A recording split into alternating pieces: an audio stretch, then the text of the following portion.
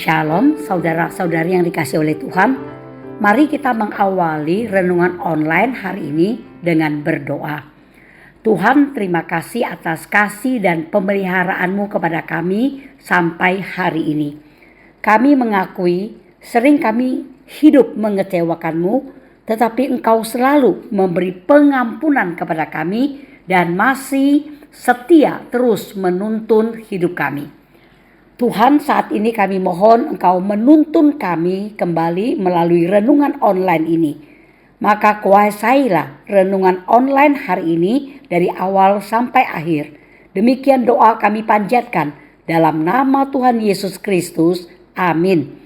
Saudara-saudari yang dikasih oleh Tuhan, ayat renungan kita hari ini diambil dari Yehezkiel pasal 16 ayat 15 yang berbunyi demikian.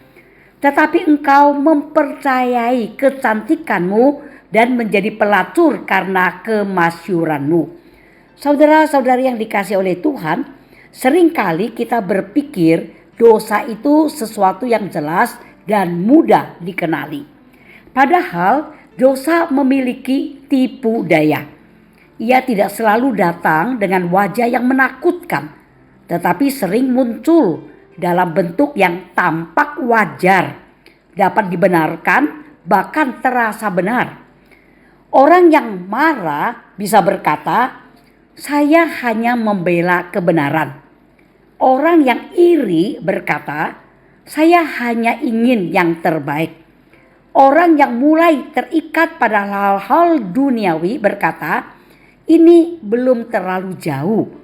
Ya, hati manusia pandai mencari alasan agar dosa terlihat lebih kecil daripada sebenarnya. Saudara-saudara, dalam Yehezkiel pasal 16, Allah menggambarkan Israel sebagai seorang yang telah dikasihi, dipelihara dan diangkat oleh Allah. Namun setelah menerima begitu banyak kasih karunia, Israel justru berpaling dan mengkhianati hubungan mereka dengan Allah. Dosa di sini bukan sekedar pelanggaran aturan, tetapi pengkhianatan terhadap kasih Allah. Saudara-saudara, inilah yang perlu kita renungkan. Seringkali kita lebih takut pada akibat dosa daripada dosa itu sendiri. Kita menyesal akan dosa kita ketika ketahuan, tetapi belum tentu membenci dosanya tersebut. Padahal dosa merusak hati, menjauhkan kita dari Allah, dan membuat kita kehilangan kepekaan rohani. Dan kabar baiknya, Allah tidak berhenti mengasihi umatnya. Bahkan ketika Israel atau umatnya jatuh, Allah tetap menyediakan jalan pemulihan. Janji-janji Allah terbukti digenapinya di dalam Yesus Kristus yang menebus dosa-dosa kita di atas kayu salib. Saudara-saudara, nampak kasih karunia Allah lebih besar daripada dosa kita.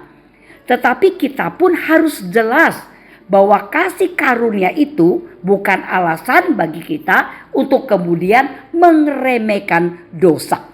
Saudara-saudara, kiranya kita umat Allah mau selalu meminta Roh Kudus menunjukkan dosa yang selama ini kita anggap biasa atau tidak terlalu salah. Dan kita mau berhenti membenarkan diri sendiri serta belajar mengaku dosa dengan jujur di hadapan Allah. Dan terus mengingat adanya kasih Allah di dalam hidup kita. Dan dengan kita semakin menyadari kasih Allah, kita pun semakin bisa membenci dosa kita dan mau datang kepada Kristus, karena hanya Dia yang sanggup membersihkan dan memulihkan hati kita. Saudara-saudara, sadarlah selalu, dosa yang paling berbahaya bukanlah dosa yang terlihat besar, melainkan dosa yang sudah tidak lagi kita anggap dosa. Karena itu, jagalah hati agar tetap peka terhadap firman Allah. Dan hiduplah dekat dengan Yesus, sumber pengampunan dan pemulihan yang sejati bagi kita umatnya. Amin. Mari kita berdoa. Tuhan, terima kasih Engkau selalu mengasihi kami dan terbuka memberi pengampunan kepada kami yang berdosa ini. Tuhan, tolong kami tidak meremehkan dosa, sehingga membiarkan dosa berakar, bertumbuh dan berbuah lebat di hidup kami.